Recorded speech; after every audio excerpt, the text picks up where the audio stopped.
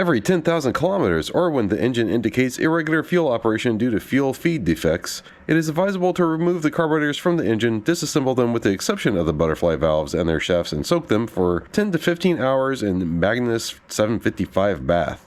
Then wash with water under pressure and blow dry compressed air on all units, paying special attention to the idle speed circuit holes. So this is actually the service manual for the Ferrari Dino, and it has a fantastic description of how DCNF carburetors work. I'll leave a link for this guy in the description below, just in case you want to check it out, whether you have a Dino or not. It's going to apply pretty much to any DCNF carburetors. But yeah, we don't have Magnus 755 bath, but I do have an ultrasonic cleaner, and that's what we're going to use to clean these carbs. And of course, you know, back when that was written, there wasn't ethanol in the fuels, and modern fuels with the ethanol in them, like, really gunk up these carbs. So even though that every 10,000 kilometers does sound kind of frequent to me, with the modern fuels, you know, messing with these carburetors, it's probably accurate. I'll start by just taking the fuel rail bolt out.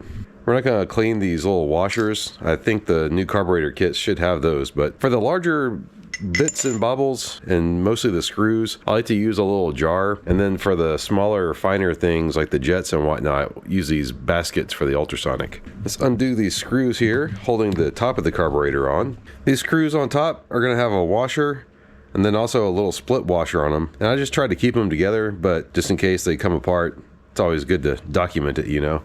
Having a little pick set like this really helps getting all the little washers and whatnot. We're going to be using this a lot. With those 4 screws out of the top part just lifts off. You know, be kind of careful when you pull it off because you have your float and your float valve here, little needle valve. I'll just set this to the side for the moment. We'll take care of that in a minute. Yeah, get your top gasket off of here. The rebuild kit should have one of those. Now on the sides here are your idle jets. I usually like to start by taking those out first. As you can see, you can actually access these from outside the carburetor. And this is the jet holder, and then the jet itself pulls out like that. We'll drop them in a basket over there, and just take the one out on the other side. And again, pull the idle jet out. And these carbs are symmetrical, so you shouldn't have to worry about mixing and matching jets on one side or the other. Like inside the holes here, where the idle jets are, should have a little O-ring. And again, that should be replaced with the rebuild kit. Now here we have our air correctors and emulsion tubes and main jets. So we'll pull those out now. Up at the top is the air corrector. That should pull off from the top. Put that in the larger basket. And then at the bottom of the emulsion tube is your main jet. And those should pull out too. Yeah, that wasn't too bad. Sometimes they get stuck. Let's take the other one out. And again, pull the air corrector off. Uh-oh, this one's stuck. Let's see if I can get the jet off the bottom. Okay, the jet came off the bottom. That's good. Yeah, a lot of times little bits of crud will get in there, and that's why they get stuck.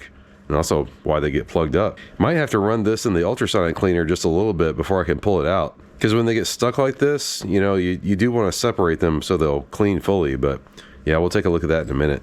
This right here is the pump squirters. So I'm just going to unscrew that. And there's a little copper gasket that's on there. I'm going to hang on to the copper gasket, just send that through the ultrasonic, but the rebuild kit should have one. This little pump squirter thing should come out, but having a hard time getting a hold of it, so I'm going to take the main nozzles out now. These should just slide out. Okay, that one came out pretty good. And you want to notice on one side there's a spring that goes towards this side of the carburetor, and then on this side there's a hole, a port, and that opens up to that port right there. So whenever you're putting this thing back together, make sure you line that up correctly. See if we can get this side out. You know, it's weird. It almost looks like it's staked down right there. Don't know why they would do that. There we go. Yeah, there's just like a little bit of a burr there that was kind of holding that in.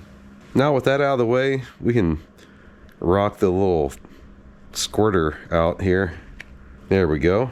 And you see those squirter holes are really tiny. And you have another little copper gasket right here. Oh, I should point out on the screw that holds down the squirter, there's a tiny little ball inside there that acts as a check valve, and you want to make sure that that thing's loose and rattly. Alright, next we'll take the starting jets out. These just screw out, no problem. These work in conjunction with the choke, which we'll take care of in a minute.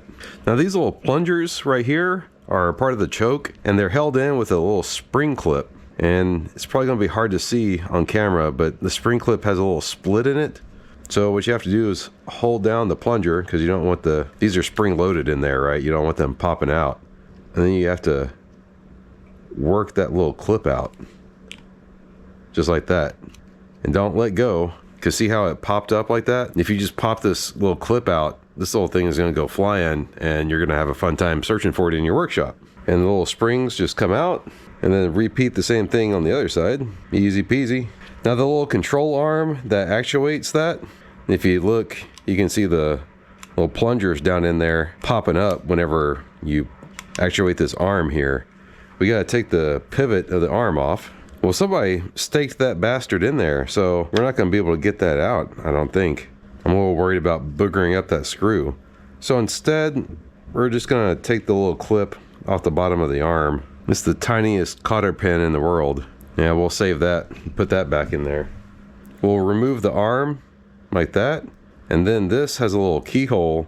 Yeah, turn it, and then it pops out like that.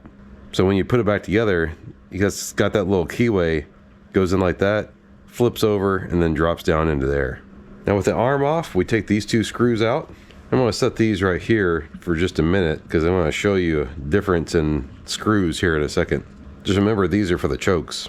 Now I'm going to pull this off and flip it over, and you can see this little gear set in here. Now whenever you go to put it back together, you want to make sure the tabs on this guy line up to these little slots in the plungers right here. And more than likely the arm is going to be in the right position anyway because of this little spring on it. But you know, just make sure it's not like jammed up like this or something, because otherwise these little tabs will be misaligned with the plungers. And you know, there's a gasket. The kit should have a new one, but this goes in with the other large parts. And these little plungers, they just pop out the top. There's one, and then the second one comes out just like that too. While we're still on this side of the carb, I'm going to take the idle mixture screws out. See that super fine little needle in there? That's what controls your idle mixture. And then of course the one on this side as well. And we'll take the air bypass screws out as well.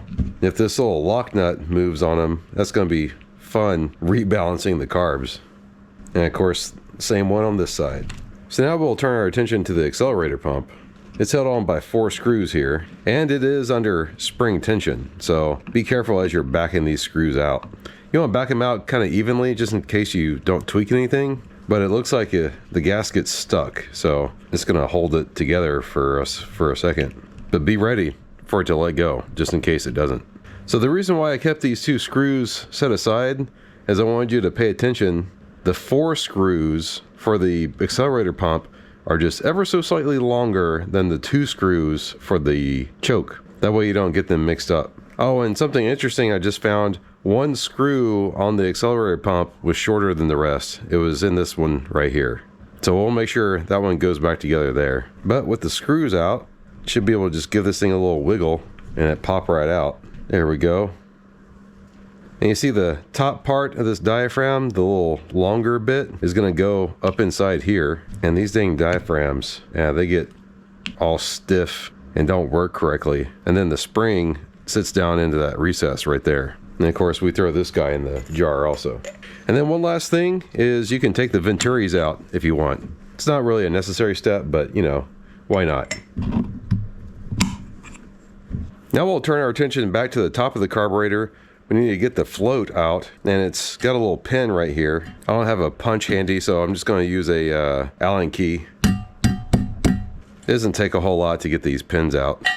And then with the float off, the little needle valve will just drop right out. And of course, the little needle valve holder or seat is a 10 millimeter, and that just unscrews like that. And this right here is a filter housing, and it's a 19 millimeter, and that was on entirely too tight. What the heck? Oh yeah, it's got some schmoo down in there. Grody.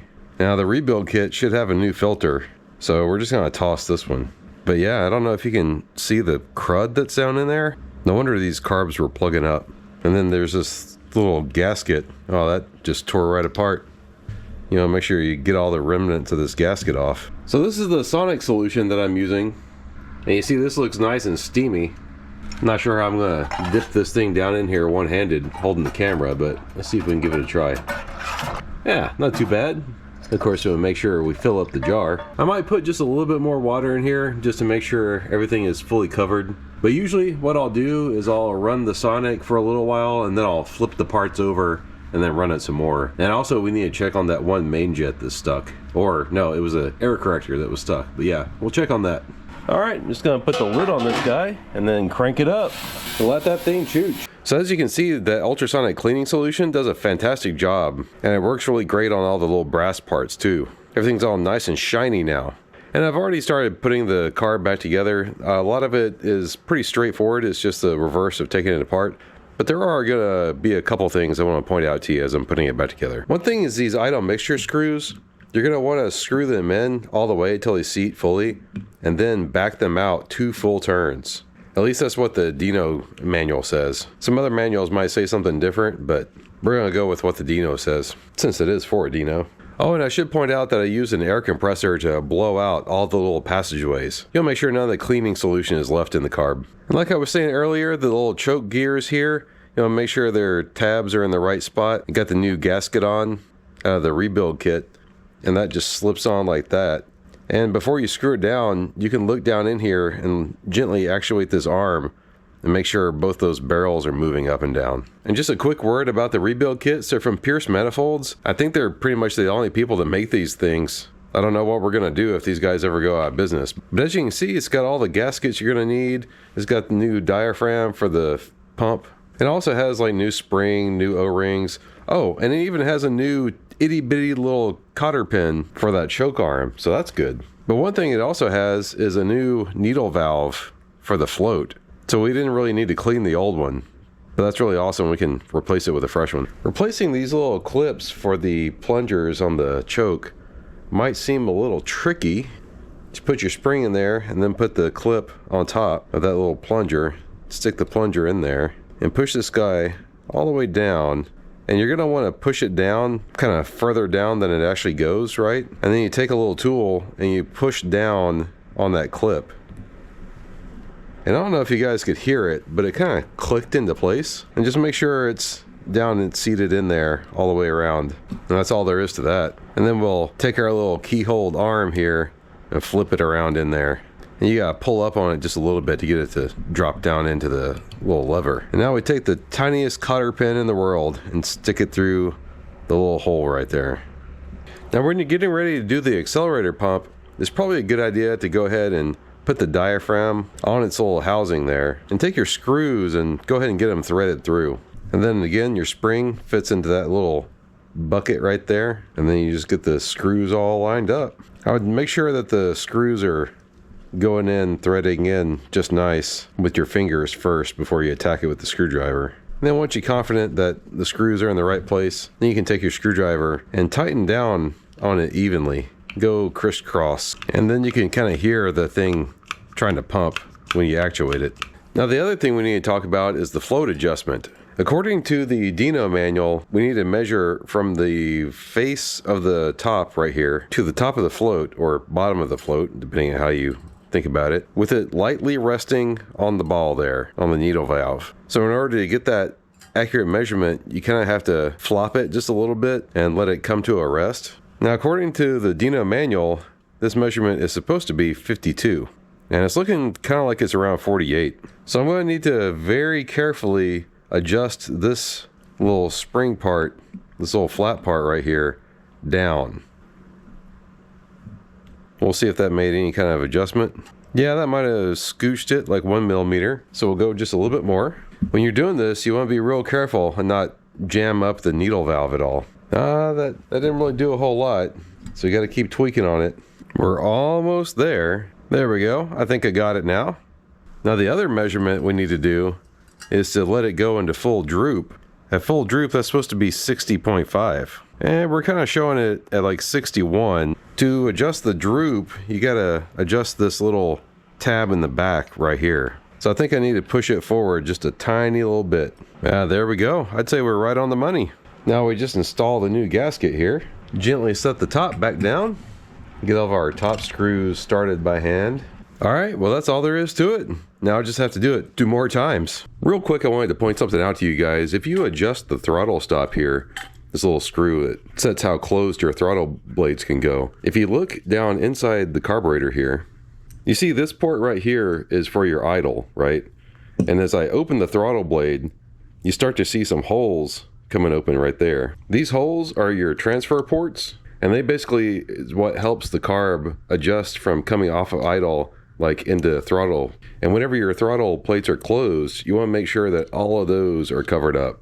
So never adjust this screw so that it's holding the throttle open, exposing any of those transfer ports. If you can't get it to idle right with the throttle plates actually closed, you need to be adjusting your bleed screws. But yeah, that about does it. That's all you need to know to rebuild a DCNF. And you know, there's going to be quite a bit of little fiddling getting this thing set up again, especially with all three of them. And I might video that, but also I might not. I'm sure it sounds silly because I'm a YouTuber, but I actually don't really enjoy filming every single little thing I do. So I make no promises, but that might be a video that's coming out in a little bit. But bye, thanks for watching, give us a thumbs up, and be sure to subscribe if you're not already. Catch you guys next time.